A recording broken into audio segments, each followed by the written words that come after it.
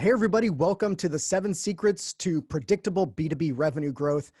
I'm your host, Frank Cowell. I have a lot of information to cover, so I want to make this worth your time because you guys are taking a lot of time out of your day to hopefully learn something here, and that's what I aim to do. My name is Frank Cowell. I'm the CEO of Digitopia. I'm also a published author and a speaker, and I speak on various topics related to brand strategy, digital, sales, and whatnot. If you'd like to connect with me after today's presentation, hit me up on the socials. I'm at Frank Cowell. Usually where all the cool kids hang out, you know, the Instagram and whatnot. But the easiest way to get a hold of me is just the email address here, frank@digitopia.agency. So if you have questions that we weren't able to get to, or if something pops up for you after the fact and you'd really like to get my take on it, just shoot me an email. Would love to connect with you after this presentation today. As I mentioned, you guys are taking a lot of time out of your day, so I want to acknowledge you folks for taking the time out to just invest in yourself, invest in your businesses, invest in the roles in your companies, to really learn and figure out how to do things in a more strategic way, do things in a more effective way. So huge high five to you folks. I'm the one here presenting today, and whether I'm doing this through webinar or on stage, right? Like I'm the guy that's in the picture and whatnot, but really you guys deserve all the credit because you're the ones taking the time out to invest in yourselves, invest in your companies. So just huge shout out to you guys, acknowledge you guys for taking the time out. It's really great you're doing that. Your organizations appreciate it. So we're going to cover 3 things today. We're going to talk about what is revenue operations, or RevOps. And then we're going to talk about how RevOps can help you create internal alignment within your organization.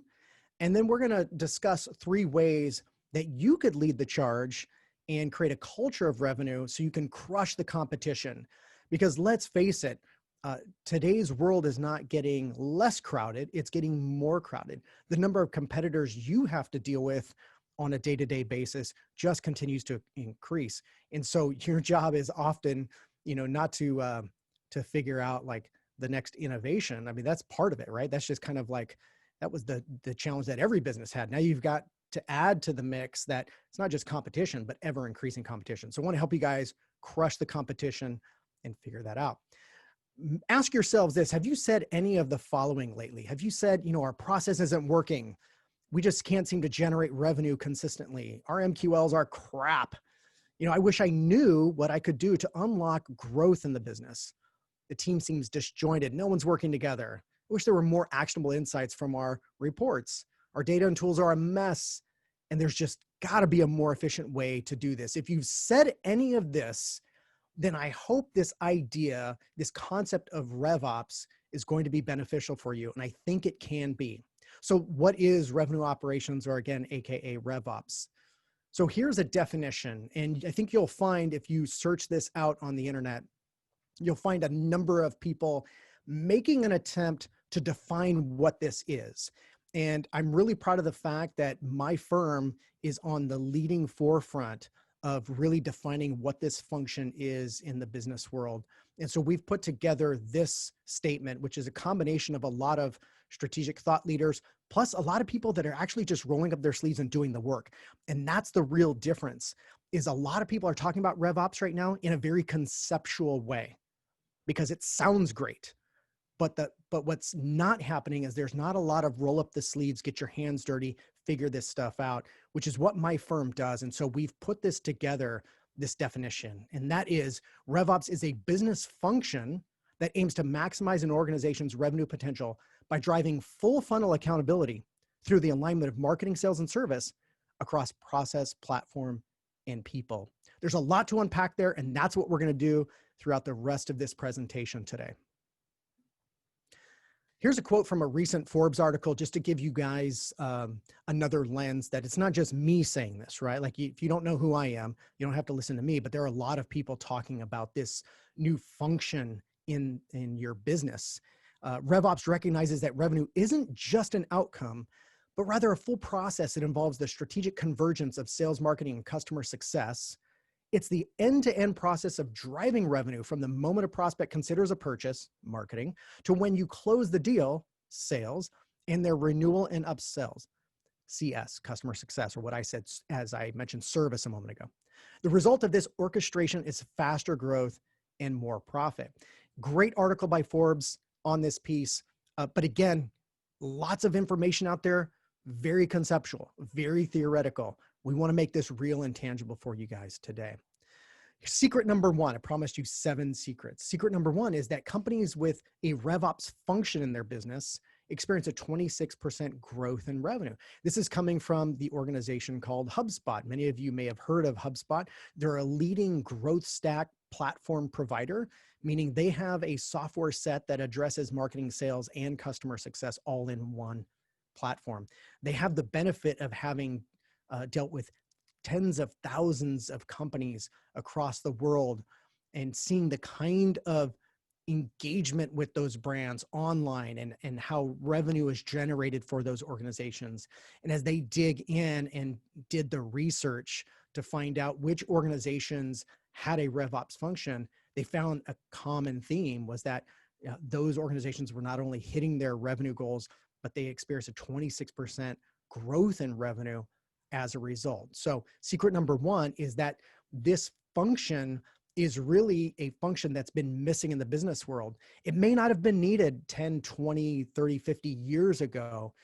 And we're going to get into the reasons why it's now needed today. But the net result is, based on what we deal with today, how digital everything is, how seamless everything needs to be, the volume of information that your team is expected to handle across marketing, sales, and service, this is a function that comes in and aims to glue all of that together and get it aligned.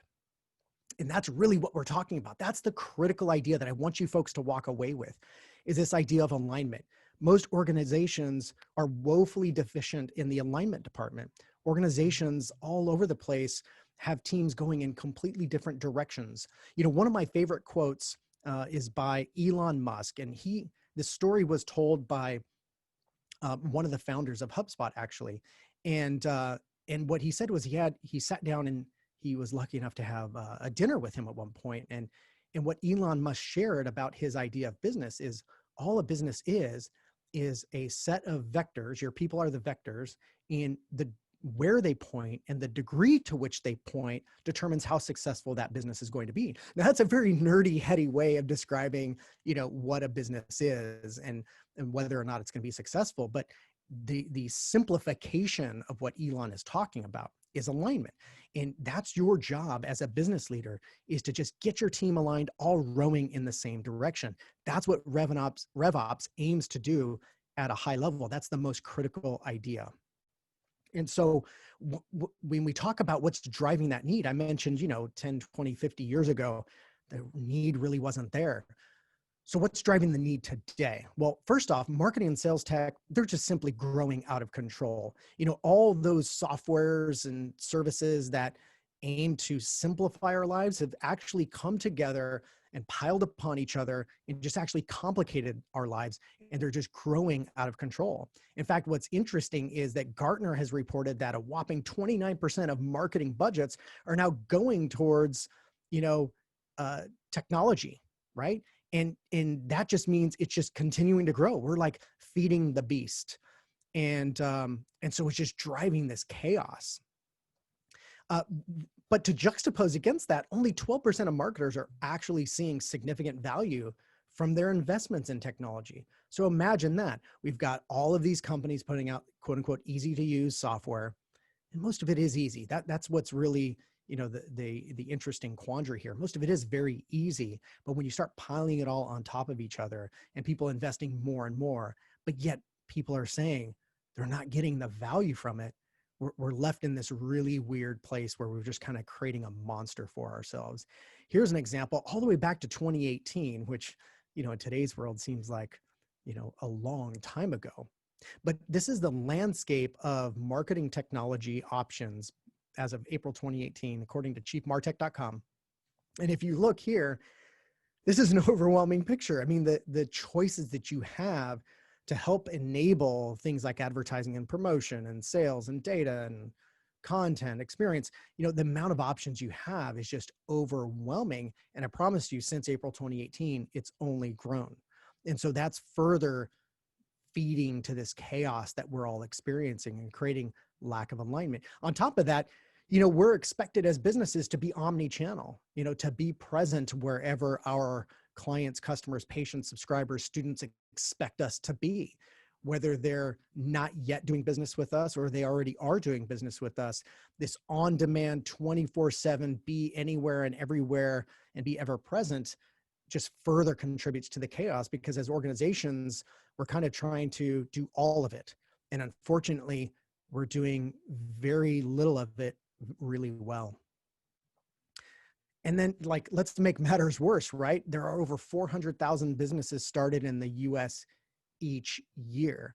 And sadly, 95% of those businesses fail. Okay. And of those that remain, 95% won't even make it to $1 million. So this just continues to create chaos, create noise, create confusion. And it's not good for you. It's not good for the buyer. Even though the buyer now is fully in control, there's a lot of confusion in the marketplace. And so, you can kind of sum it up as this, is we've just got too many technologies managing too many channels with way too many competitors. And we just have a very crowded and noisy world today. And so a lot of this is driving the need, right? And it's really just creating that chaos, means that we don't have direction and clarity inside of our organizations. Marketing's going one direction, sales is going another, in service is kind of pissed off at both of them, right?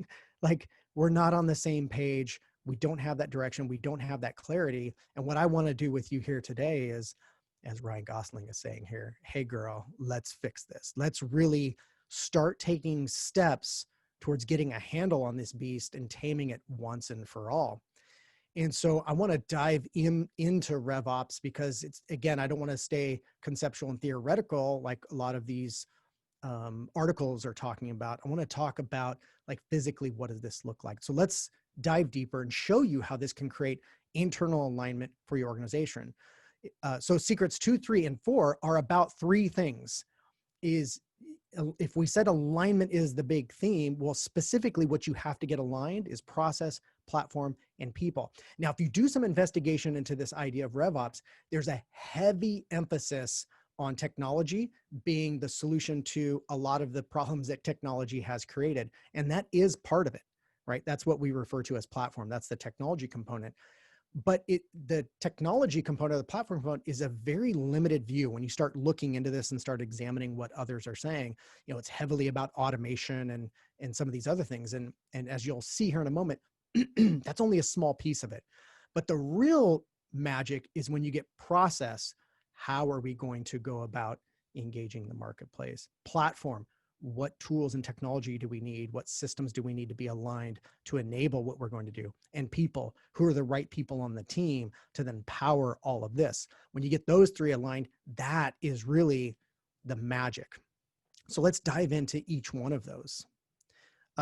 Okay, so if we were to look at RevOps as an ecosystem and just creating that alignment at a higher level, there's a reason we say process, platform, and people in that order. And you'll notice here in this diagram, conceptually, one defines the other. So RevOps as an entire concept then is first dictated by process, which then dictates platform, which then dictates people. That's because with process, you're answering the question, how are we going to drive revenue? With platform, you're answering, what tech do we need to enable the process? And then finally, with your people, you're saying, who do we need on the team to execute the process and the platform, right? So each one dictates the other. And those are the questions that you're answering at each of those levels. So let's dive into process. So when you align marketing, sales, and service on process, what you're talking about doing is aligning these 5 things: the goals, the objectives, the buyer personas, the business math, and the experiences. And so when we talk about goals and objectives, you're answering these kinds of questions, your typical business stuff, right? Where are we going? What are the revenue targets? What are the KPIs? What are the supporting metrics? And what are our best market and product opportunities? And I think that last question is really critical. And it's something that marketing, sales, and service teams rarely sit down together and get on the same page around. And it's really critical, because how often have you seen in your organization where you'll bring in a particular, client on a particular offering, only to find out it's just not working that well. But somewhere in your client base, you have a market product fit that is working really well. And so if the three teams would just get together and get aligned and really talk about that and ask those questions, where are our best opportunities, you'll start to uncover where your organization is really great and where you start to differentiate against your competition. Because remember, there's a lot of it. We already talked about that. There's a ton of competition.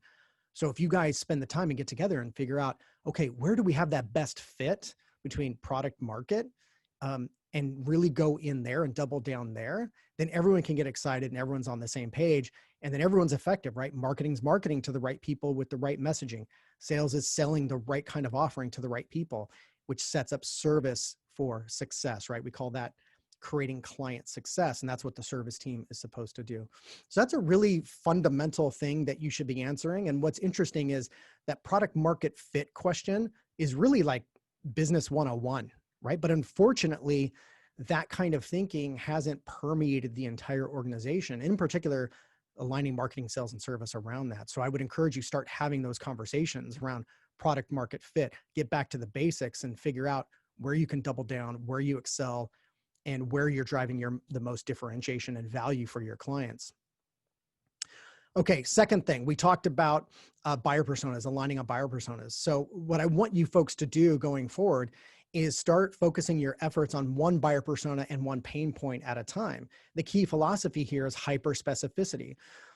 Again, we deal with so much information as business people today that if we want to try to attack our marketplace across, 17 buyer personas and, 20 offerings and 150 pain points that might exist, we're just going to be too shotgun our approach and we're going to be too diluted in our approach. Instead, we need to be laser focused and start creating momentum and start creating success with our efforts together as a unified team.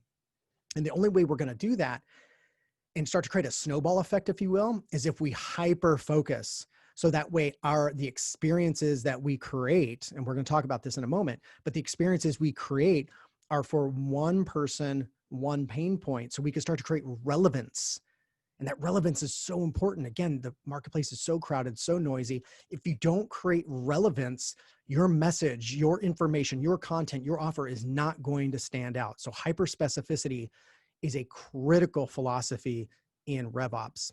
What do I mean by, hyper focusing in? So here's an example of how you might define a buyer persona in your organization. And you literally need to define this to where you could bring this person to life with a name and an age and, heck, where they went to school and, what kind of income they make. But what you're really trying to dive into is where do they hang out online for their information? What magazines, what information, what podcasts, what websites do they listen to and read and consume for their information?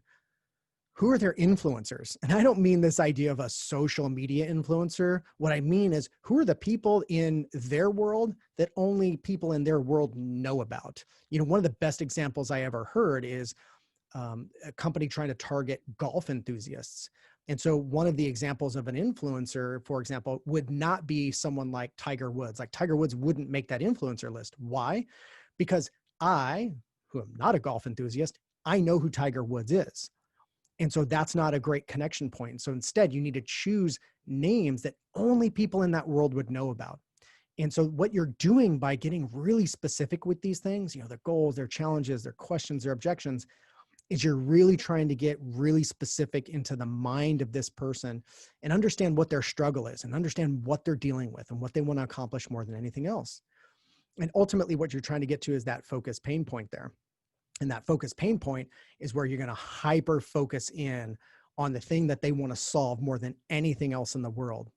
And when you pair that with your statement of value, then you can start to understand where you bring value. So let's get into that. How do you do that? Well, one of the first things you want to do with this buyer persona is you want to do an analysis of their journey. And so most of you here today, I would venture to guess you've probably seen a buyer's journey before, which is to go through the high level stages of awareness, consideration, and decision. And the way I like to look at those three stages really to give them better context is that awareness is about problems, consideration is about paths, and decision is about providers, which is to say, at the awareness stage, those are people who are just becoming aware of their problem and then ultimately know what their problem is. And then at consideration stage, those are people who are becoming aware of their potential paths they have to solve that problem, all the way to the point where they know which path they're going to take, which then leads them to finally the decision stage, which is then to start to become aware of the various providers that can take them down their chosen path, all the way through choosing a provider to take them down that path. And what I want you to do is I want you to list all the questions, all the issues, all the misconceptions that they have at each of those unique milestones, each of those stages in their journey. What questions do they have? What are they asking? Where are they misled? Where are they misinformed? Where are their blind spots? What are they struggling with? And when you write all those out in each of these columns, what you're going to end up with is you're going to end up with an inventory of issues, right? And so those inventory of issues, you want to look at all of them and then ask this question. Which issue do they want to solve more than anything else in the world, right? Where in that journey is their biggest sticking point? Where in that journey can you swoop in and provide the most value? That becomes your focus pain point. So going back to the document we had on the screen, as I mentioned a moment ago, that's how you get to your focus pain point. You need to do an analysis on who this person is and really go deep. Have conversations with this person, someone who represents this person or multiple people. Have coffee with them. Really listen for what they're saying, not just through their words, but what they're not saying, right? So you can take the focus group route, you can take the survey route, market research, and all of those provide some background information. Personally, I'm a huge fan, especially if you already have a customer base with this person. I'm a huge fan of talking to a dozen of them over coffee, breaking bread with them, and just listening to them, okay? Checking in with them, getting to know them as people. You'll learn a lot. You'll start to understand the emotions and the feelings and the words they use and what they're really struggling with, because that's part of what you're trying to do. A research survey can only tell you so much. A lot of the other value you have to derive from these engagements are kind of that unspoken emotion, the intuition. What are you feeling? How are you interpreting their words? And so that's going to clue you into the focus pain point. See if I get my slide to advance here. Okay, let's make sure. So then once you do that, the next thing you want to do is you want to define what's called, I call it basic business math, which is then to understand what is this client worth to your organization? And if you don't know what that is, on this particular buyer persona sheet, we show an example of how you get there by examining the target number of customers you want to achieve with this particular persona, working backwards through all your conversion rates, and then ultimately coming up with, after you apply the lifetime revenue to get to lifetime value, and then understanding what percentage of that you're willing to carve out towards acquisition. Ultimately, what you're trying to get to is how much can I afford to spend to acquire this customer? That's ultimately what we're trying to answer. So if you already know that, you don't have to go through the mathematical gymnastics here, even though it is pretty basic math. You don't have to go through all that if you already know your acceptable cost of customer acquisition, COCA, or what some people call CAC, customer acquisition cost. Whichever acronym you prefer, you're looking for the max number. What's the max we can afford to spend to acquire this customer? And it's really important that you take a what is the max mentality, because when you take a what is the max mentality, that means you're going to outspend against your competition to then be present, provide as much value, engage more often. But you have to know what that threshold is, because I can't tell you how many times organizations hire marketing agencies to help them increase their leads with a particular market segment. And that marketing agency will never ask this question: what is your acceptable cost of customer acquisition? They'll never ask that question. And so what ends up happening 99 times out of 100 is you'll have a program that's designed without the profitability in mind, without the ROI in mind. You'll have this program that may be based on the ad costs, the impression costs, however it's being priced out, the creative costs. You might end up to a point where no matter what, you're at $6,000 cost of customer acquisition. Oh, by the way, the max threshold this company identified was $3,000. And so it's really critical you know that going up front. This is where you start to take a RevOps mentality. And this is how you start to move from like, oh, we're doing fun marketing campaigns that we hope generate leads, to We're taking a business life cycle approach to how we're going about client acquisition. It's a radically different mindset, and it starts with understanding what your acceptable cost of customer acquisition is. So highly recommend, if you haven't done that with your personas, if you have personas in your business, highly recommend you define this for every single one of them. Once you have that, the next thing I want you to do is I want you to create relationship-driven experiences. I want you to create experiences with your content and your offers that address the path that people go through that's realistic to their journey. Too many times I see businesses with a business model where it's, we advertise what we have to offer and either you're buying or you're not buying. It's very binary. And that is not a very efficient business model, especially in B2B. What ends up happening is you have to generate awareness. You have to put in the work to do the positioning to help create an aura around what your sales team is doing. Then you're going to have a level of work that's going to address people who are ready to engage in sales conversations. Then you're going to have, the area where once they become a client, you have to figure out how to turn them into a fan so you can create kind of like a flywheel effect. That entire journey has to work together. It's not enough especially in B2B, to just advertise and think we're going to get customers. There are certainly people who are ready for that, and those are what we call like the ready nows.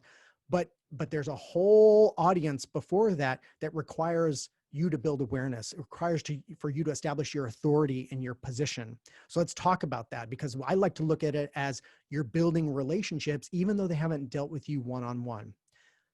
So what I like to do when looking at this is not like a funnel where it's top down. I like to look at it as an ascension ladder, because we're ascending relationships. We're taking people from the bottom, which is strangers, all the way up to fans. So one of the first things you want to do to start to create that awareness and positioning is this 1-2 punch I call, your cornerstone content to your lead magnet. And so what do I mean by that? Well, your cornerstone content is where you're going to educate the marketplace on how to solve that pain point that they're dealing with. This is where you're going to teach them something. This is not content where you're going to say, here's what we do. This is where you're going to act like a teacher and you're going to teach them how to solve their problem. And this is also where you get to then teach them how to do it using an approach that you believe in. So now you can start to differentiate your brand by teaching an approach that is different in the marketplace. Again, this is not advertising. This is not pitching. This is teaching. That's why we say the key word here, if you notice there on the left, educate is in all caps. That's your mission here. Your mission here is to educate, not sell. Because once you do that, it tees up the next relationship level up, which is empower. So now what you're going to do is once you give them something that educates them, you're then going to empower them to take action. And so if we look at this as a natural conversation, what we're saying at the bottom is, here's how to solve your pain point, and here's a resource to help you do it. And so what you'll do is you'll use what we call a lead magnet, some sort of asset that helps them take action to then facilitate that relationship level ascension. And now they become a contact in your database. And so you want to make sure that for your lead magnet, you're using things that, again, are functional. They actually help them take action. Don't give them an ebook. An ebook's not great here. You're not giving them more information to read. You're giving them something to take action. Think of like templates, tools, calculators, assessments, checklists, worksheets, and so on. And those two have to be connected, by the way, because as they're consuming that content and they're getting educated on their pain point, you want to be able to say, and here's a resource to help you do it. They need to be connected. I can't tell you how many times I come across B2Bs that put out, a blog article, they put out some content, and then the thing they want you to download is not even related to, the thing that the person was consuming in terms of information. Make those connected, make them hyper connected. Remember, here's how to solve your problem, and here's a resource to help you do what I just taught you how to do. Good? Okay, so that's kind of like your awareness, your positioning. Start to create some contacts in the database. By the way, these people aren't ready now, right? Don't expect that when you generate leads in your database from this kind of relationship level that they're ready to do business with you. This is still very early relationship stuff. And you do this stuff once you've exhausted the next two levels. Get it to pop up on my screen here. Here we go. Okay. So then the next two levels, which also create, if you look at these are kind of like 1-2 punches, right? So the cornerstone sets up the lead magnet. The next thing we're going to do is we're going to use the deep dive to set up your foot in the door. So what is deep dive? Well, deep dive content is where you're going to inspire this person based on seeing how other people have created the transformation that they're after, right? And so this is where you want to show your case studies. By the way, you could never have too many case studies, especially in B2B. Case studies are the currency for your sales team to start to engage people who are ready now and are thinking about going down the path that you're capable of taking them down. But here's the thing where most people go wrong with case studies. It's all written through we language. Well, when we came across this company, we discovered X, and then what we prescribed for them was this, and then what we did and our team did. I want you to flip that. I want you to think of your case studies no longer as case studies. I want you to think of them as stories, success stories. I want you to develop those case studies such that you're Yoda in the story and your client that you're highlighting is Luke Skywalker, right? You're showing how they're the hero and your brand, your offering, your service, your product was just a guide, something that came in to unlock their potential along the way. And if you do that, then when you promote these case studies, you won't promote them as, hey, come to this webinar and see what we did to help this company. You will then turn it around and say, come to this webinar. We're going to show you how Acme Corporation, who was struggling with X, Y, and Z, turned it around in less than 12 months. And we're going to show you exactly what they did. Do you see how much more compelling that is, right? You're going to hear about someone like you, someone in your industry, a business similar to yours, accomplished what you're trying to accomplish. And you're going to hear about exactly what they did. So it's no longer this like pitch, you're going to come listen to a pitch. You're actually coming to hear a success story of someone just like you. When you do that, your job here, your mission here, again, look at the all caps word there on the left, inspire. Your job is to inspire them. And you're going to inspire them by telling them those stories of transformative proof. You can also, by the way, do stuff that is more like product demo-y by doing what we call how it works kind of content, which is to show what you do, but to, again, twist the lens on that and then show it in terms of your client's experience. So if you don't have a lot of transformative proof, you can go to more of a how it works, but do it through the lens of their experience. The best kind of stuff is transformative proof. You need both, but you can never have enough proof. Once you do that, you then tee up your foot in the door. The foot in the door is where this is your first opportunity to get one-on-one with this prospect, right? With this lead. And so you'll make an offer, and this is where you'll finally engage them. Like this is where you're going to try to engage them one-to-one. And so your big close here is, would you like to experience this kind of transformation too? If so, take this important first step. So if we look at this, we're now just progressing very naturally, very logically how normal human relationships progress. We said, hey, let's see how someone like you achieved X using this approach that we just taught you. And now that you've seen that, would you like to experience that too? Let's talk. And so it's very natural and they need to be connected. And that's that 1-2 punch. Once you do that, then obviously you transform them with your core offering. And if your core offering, whatever it is that you sell, if it isn't transformative, if it doesn't create the transformation that your prospect was originally looking for, you need to put a ton of work there because no amount of marketing, no amount of slick sales is going to fix that. And if you do that right, you can then tee up your opportunity to elevate them into a fan. And when you elevate them into a fan, what you're doing is you're providing unexpected value. You're helping them take their transformation to a place that even they didn't think was possible. Not only by supporting them properly in reactive support and having great knowledge bases and great ticketing systems and whatnot, that's part of it. You kind of have to do that, right? So deliver on the product and then reactive support. If you do the reactive support really well, you can go a long way with that. But I would suggest there's a third layer called delight, right? So you got your product doing what it's supposed to do, reactive support being world-class. And then the third component to creating a fan, the third pillar, if you will, is delight. So are you providing unexpected perks and gifts? Are you providing content and events that are exclusive to your clients? Are you giving them access to different data and reports and venues and different things that they just didn't expect?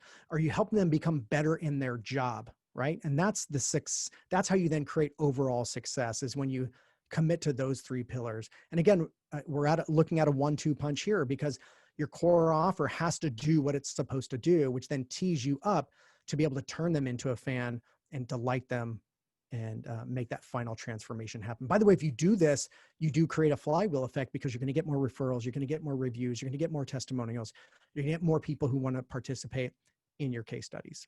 So create a relationship-driven experience, hyper-focused on that buyer persona and pain point. By the way, if you want to just see how those kind of stack together, how you divide and conquer with your teams, marketing kind of takes one part of it, sales takes another part, service takes another. There is some overlap there, you'll notice, and that's where the teams have to work together. Let's talk about platform. So if that's the process, what do you need to make platform happen? How do you align marketing, sales, and service on platform? So there's 5 things that you want to get aligned at minimum. By the way, this isn't the totality, but at minimum, you want to make sure these 5 things are aligned. So relationship lifecycle tracking, marketing attribution, contact engagement history, data standardization, and analytics. Let's jump into each one of those. So I just showed you that relationship-driven experience. So it's important that you understand what the life cycles are all along that journey in your CRM. And it's important that the marketing, sales, and service team get together and agree upon what those life cycle stages are. What are they named? What's the criteria for those things? So make sure you're clear on that, right? When someone is engaging on your foot in the door, like, is that opportunity for you? Or is it at some point deeper? You know, when someone downloads a lead magnet, is that a lead? Like, what are those life cycle stages? And you'll have to get together and agree on that. And it could be custom for every organization. The ones I'm showing you here are pretty standard in a lot of CRMs and how you would break that out. That's my suggestion. But hey, whatever works for your organization, the key thing is get together with marketing, sales, and service and agree on that. Okay, marketing attribution. So at minimum, look, marketing attribution can be a big, hairy conversation that can get technical, can get very complex. But to simplify this, at minimum, you need to make sure that your platform, your technology can answer these 2 questions. Which campaigns or efforts originated the contact? And which campaigns or efforts influenced the contact? The reason this is important is because we see this time and time again, that contacts that end up engaging and becoming an opportunity, especially in B2B, folks. B2B experiences long sales cycles. B2B experiences people who follow brands and consume content for a long period of time before they end up becoming opportunities in the database. And so it's not enough to just say, oh, well, I realize that person's been in our database for 12 months and they originated because of a Google ad. So therefore, the Google ad is what gets credit. It's not enough to say that, because along the way, you put out content, you sent out emails, you made additional offers, you did some webinars, you did lots of things that that person was touched by along the way. So you need to be able to answer that, you know, which efforts influence this contact. And then of course, if you have efforts or campaigns that aren't originating or influencing at all, then clearly, you know, those are not working. But you have to be able to answer this, because heaven forbid you start ditching things that aren't originating, but they're influencing. Because I promise you, in B2B, it matters. So your tech has to be able to answer that for you. The next thing you want your tech to be able to do is you want your tech to be able to show you the engagement history. You know, you don't want to just show, oh, they were sent this email and they opened this email and they clicked on the email. You don't want to just show like email activity. You want to be able to see, when did their life cycle stage change? What deals are they currently in? What web pages did they visit? What emails did they open? What calls to actions did they click? What social media posts did they engage with? And so on. And so to be able to see all this in one place is critical to creating marketing, sales, and service alignment. Because if you've got a contact that comes into the sales team and they can't see all this history, they can't see the kind of content this person's been engaging on, and they can't see what social posts they've clicked on and what calls to action like led them to where they are now, then your salesperson is going into that conversation just completely blind. And all they're left to do now is to like hunt around on the internet, try to find out what this person's about, instead of calling them, instead of engaging that person with all the history and context behind it. You know, you won't be able to call and say, hey, Mary, you know, I noticed that you've been engaging heavily on this RevOps content. You know, we have another webinar coming up on this. Is that something you'd be interested in? Right? That's different than just, hey, I noticed you're in our website, you downloaded something, you know, is there something I can quote you for? Is there something I can help you with? Right? Like that whole mentality of serving people as a relationship, it is enabled and empowered by you having the information and you having the history behind what that person has done with your brand. So having contact engagement history in your tech is really, really critical. Next thing, data standardization. So your marketing, sales, and service teams have to agree upon and comply with standards for the following data. One, what is the minimum contact record criteria? So when you put contacts in your database, do you have minimum record criteria defined? When your marketing team is generating leads before they get passed on to sales, does marketing know the minimum amount of information required to be able to pass it on to sales? When sales closes a client, what's the minimum amount of information that service is going to want? Are they going to want fax numbers? Are they going to want phone numbers? Are they going to want billing contacts? What is the minimum contact record criteria? And everyone has to agree upon that. You also have to agree on life cycle stage criteria. So I already mentioned this a moment ago, that marketing, sales, and service has to get together and agree, like, what are those stages? What are they called? And by the way, what's the criteria to qualify for that stage? A great one is, what makes an MQL, a marketing qualified lead? Marketing and sales have to agree upon that. And I will tell you from my experience, it varies wildly from organization to organization, and that's okay. But the key thing is both teams have to know it and both teams have to agree upon it. So knowing what the criteria is and knowing what they're called at each stage. What are the triggers for transfer of contact ownership? When does it no longer become marketing owned and when does it become sales owned? When is it no longer sales owned and when does it become service owned? When does sales jump back in once it's service owned? These are the kinds of questions that everyone has to answer, look at each other and agree and get it written down on paper. And then finally, analytics. So you need analytics to be able to tell you what's happening across marketing, sales, and service, across that life cycle and that journey. And I'm not talking about Google Analytics, although Google Analytics is very important as a tool for your digital marketers. But I'm talking about analytics that look at the entire life cycle of people in your system. That's very different than Google Analytics. And so having that kind of data to understand where you can optimize that whole system is really critical, because now you start to bring in things like profile data on people in companies. You start to bring in products and what has been purchased. You start to bring in industries. You start to bring in the effectiveness of content and campaigns and landing pages. You start to bring all of that together to get a holistic picture on where people are at in their journey, how effectively are they moving through their journey, what is turning into revenue, what's turning into optimal revenue, what's turning into, revenue that's not so great for your organization. So to be able to have revenue operations, let's call it revenue analytics, is way different than Google Analytics. And this is really critical. And this is one of the things that your platform at minimum must do if you want to truly implement and have a RevOps function in your organization. And then, well, finally I lied. So analytics wasn't last. It was enablement. So enablement are the technologies that will enable you to actually do more. So now that you have all that alignment, the next thing you can do once you're aligned is now you can start to enable your team to do more. So here's my definition of what enablement is. They're technological features that allow you to increase efficiencies and personalize interactions across marketing, sales, and service. And here's the kicker: at scale. Okay. So it's not just enough to be able to easily send out an email or easily look up information and make the tech easy to use and find information.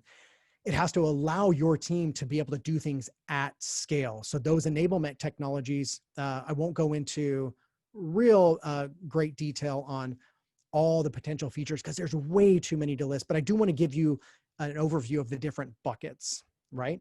So depending on where you need the most help, do you need more service help to turn people into fans and better support your clients? Do you need more sales help? Do you need more marketing help? Is it a combination of all of them? And so these are just an example of some of the features that you might find in each of these buckets. And again, I'm not going to read all these bullet points. And by the way, if you want a copy of this presentation, just shoot me an email. We'll be happy to get you a link to the recording, frank@digitopia.agency. But the one thing I do want to point out on here, because again, I'm not going to go through every bullet point, but the one thing I do want to point out is CRM is truly the underpinning of all of these. If you do this right, your CRM kind of becomes the glue. It becomes the hub. So that way you have engagement history across all of those three areas. You have activity management across all three of those areas. You have life cycle management across all three of those areas. So what I would emphasize to you folks is before you get too, deep into figuring out how you can be, sales or service or marketing rock stars with all these cool features, I would ask yourself, hey, what's the underpinning that we have? Is the underpinning going to allow us to glue these together? Is it going to allow us to see the entire history as that contact moves from marketing to sales to service? That's the big question. Do you have the core platform? Do you have the underpinnings to be able to do this stuff? Unfortunately, what I've seen in the business world is CRM has been relegated in many people's minds to like a marketing tool or a sales tool. And I see people either think they're one or the other. And then I see some where they think it's both, but true CRM is where it's a technology that facilitates across the entire life cycle. So that way, even once they become clients, you're still using that same CRM to facilitate the information that you have and the process around that client. Now, you might get into industry specific CRMs where it's going to manage a certain kind of workflow, and that's okay. But the main thing is you need a CRM that kind of like is able to glue all those together, including if you have an auxiliary kind of like a project management thing that's, specific to your industry.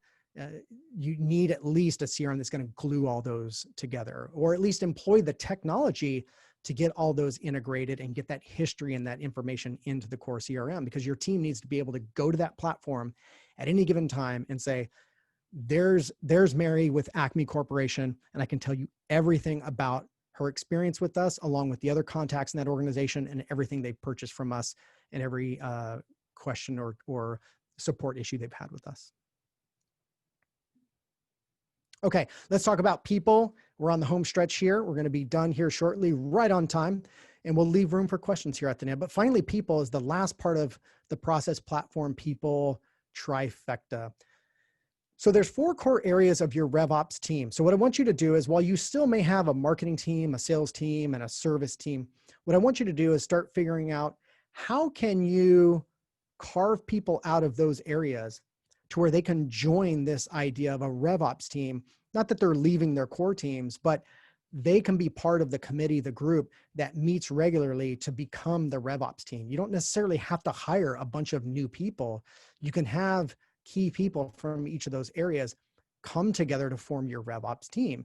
And the 4 areas that you'll need to populate are strategy, content, engagement, and platform. Strategy is all about driving the overall direction of the program, analyzing the data, and identifying the bottlenecks. You can think of this person as kind of like your RevOps champion, right?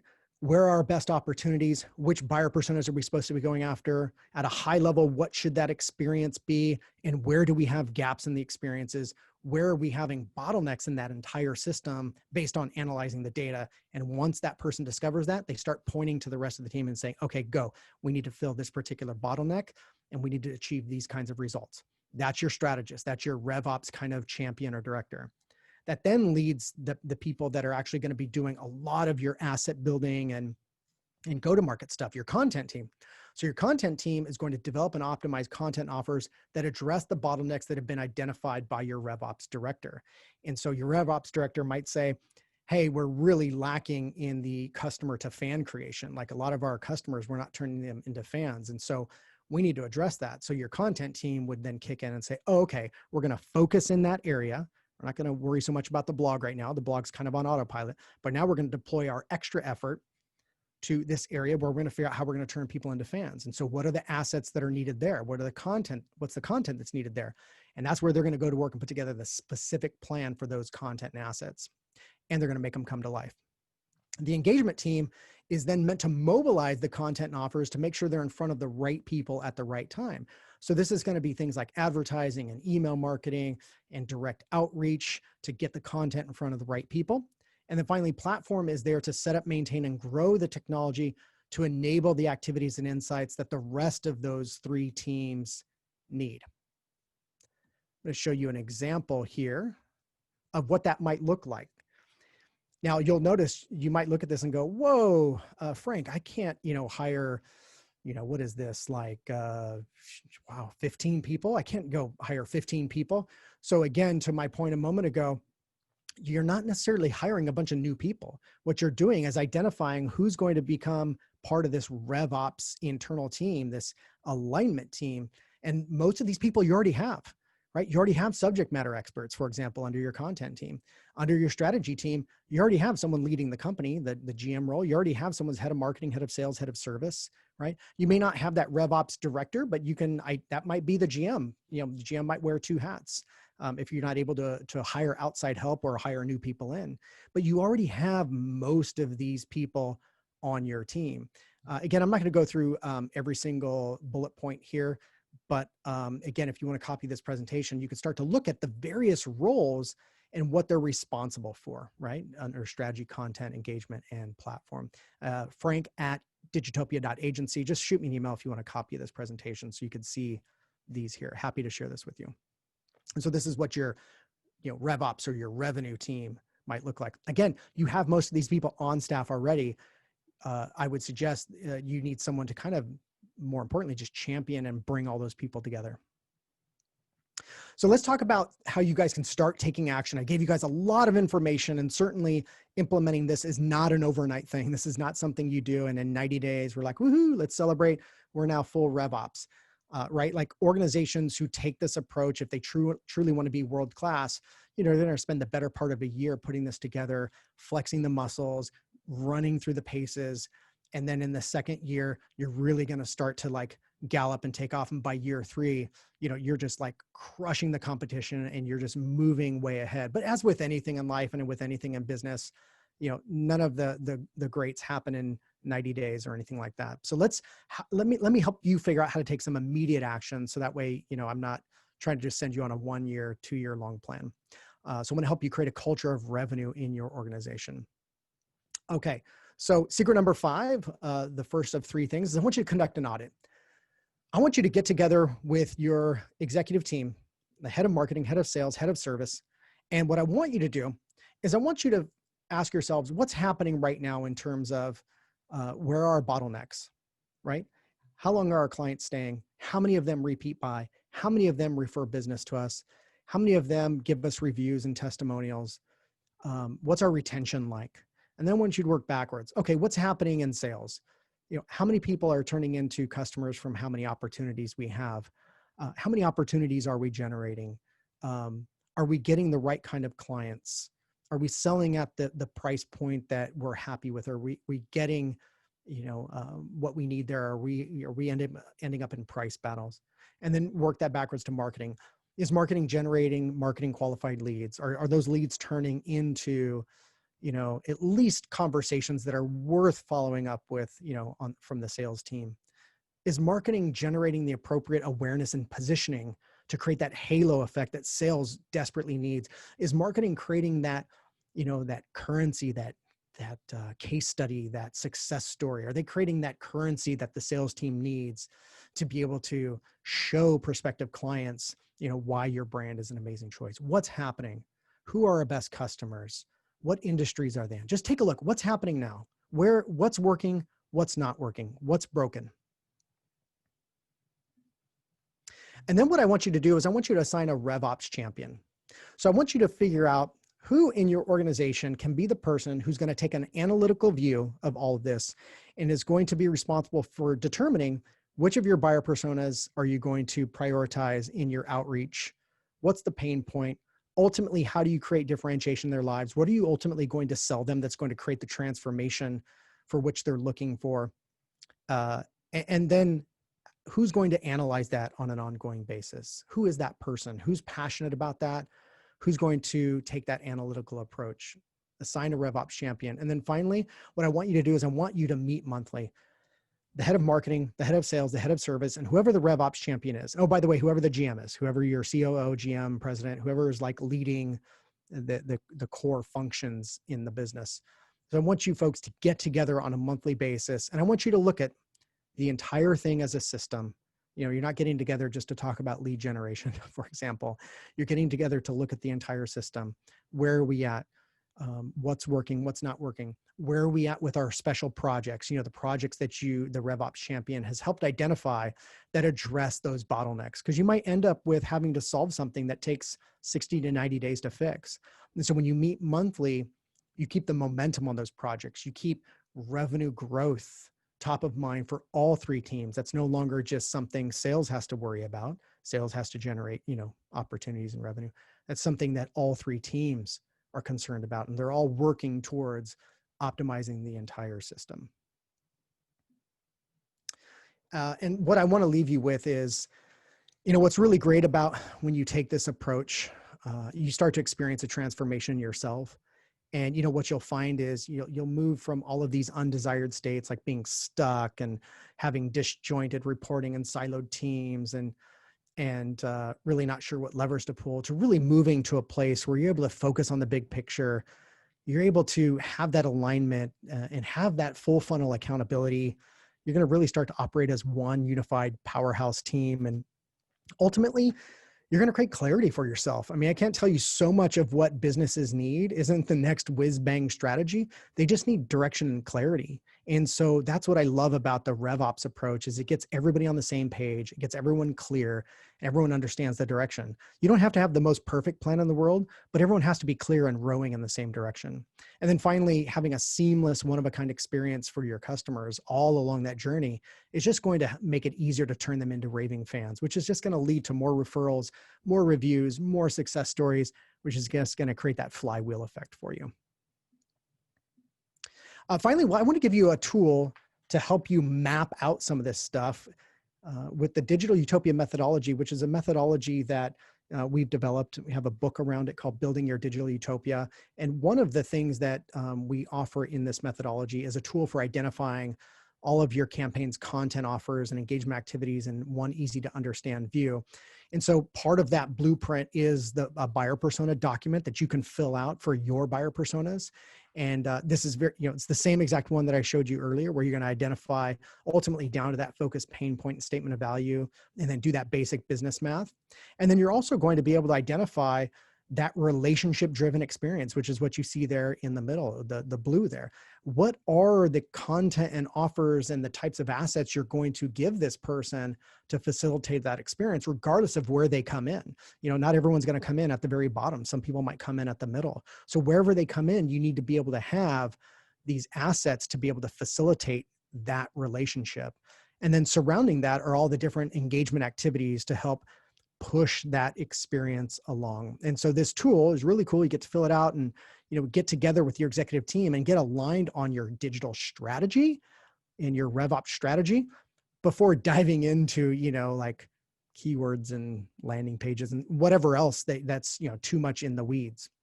And so if you want a copy of that, you want to learn more about the methodology in the book, visit buildingyourdigitalutopia.com, buildingyourdigitalutopia.com. Go check it out. We've got a bunch of free resources there. We've got a podcast for you to check out, information on the book, and a whole lot more. And then to wrap this up, we're right at time here. If you'd like help figuring out your RevOps strategy, we'd love to offer you a free RevOps strategy session. Just email me. I don't have a funnel I'm going to send you to, no landing pages, no CTAs or anything to fill out. Just email me and say, Frank, I'm ready to do this.